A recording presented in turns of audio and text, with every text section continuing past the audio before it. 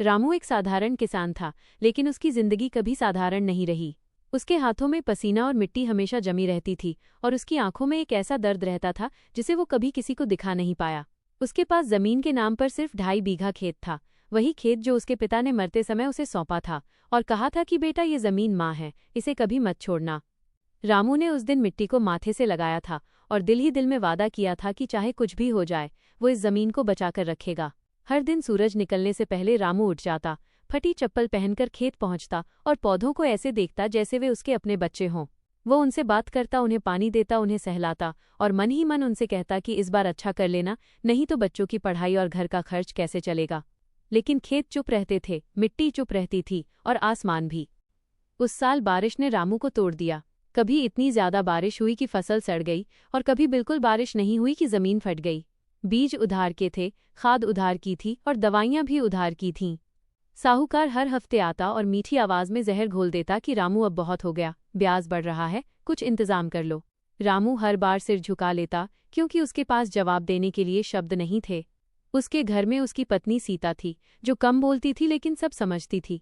वो जानती थी कि रामू हर दिन अंदर से टूट रहा है, फिर भी बच्चों के सामने मुस्कुराता है ताकि उन्हें पिता की कमजोरी न दिखे।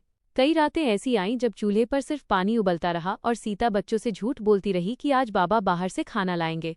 बच्चे मासूम थे, उन्हें क्या पता था कि उनके बाबा की जेब खाली है और दिल उससे भी ज्यादा। एक दिन बेटे ने स्कूल की फीस की बात की और रामू उस दिन कुछ बोल नहीं पाया। उसने पहली बार महसूस किया कि वो पिता होकर भी अपने बच्चों के लिए कुछ नहीं कर पा रहा। उस रात वो देर तक जागता रहा, छत को देखता रहा और अपने पिता की बातें याद करता रहा कि किसान गरीब हो सकता है, लेकिन उसकी इज्जत बहुत बड़ी होती है। अगले दिन साहूकार फिर आया। इस बार उसकी आवाज में मिठास नहीं थी। उसने साफ कहा कि अगर पैसे नहीं दिए तो जमीन उसके नाम कर दी जाएगी। रामू के पैरों तले जमीन खिसक गई। वही जमीन जिस पर उसके पिता चले थे, जिस पर उसके बच्चों ने चलना सीखा था, वही जमीन अब उससे छीनी जा रही थी। उस रात रामू खेत में गया, अंधेरे में बैठ गया और मिट्टी को हाथ में लेकर फूट फूट कर रोया। उसने मिट्टी से कहा कि माँ, मैंने तुझे बचाने की बहुत कोशिश की, लेकिन मैं हार गया। उसके आंसू मिट्टी में गिरते रहे और शायद वही आखिरी बार था जब उस खेत ने अपने किसान का दर्द महसूस किया। अगली सुबह गांव जाग गया, लेकिन रामू नहीं जागा। खेत के एक कोने में वो जमीन पर पड़ा था। पास में कीटनाशक की खाली बोतल थी और उसकी मुट्ठी में वही मिट्टी बंद थी जिसे वो आखिरी बार छूकर रोया था। उसकी आंखें खुली थीं, जैसे अब भी फसल देखने की उम्मीद कर रही हों। जब सीता वहां पहुंची तो उसकी चीख ने पूरे गांव को हिला दिया।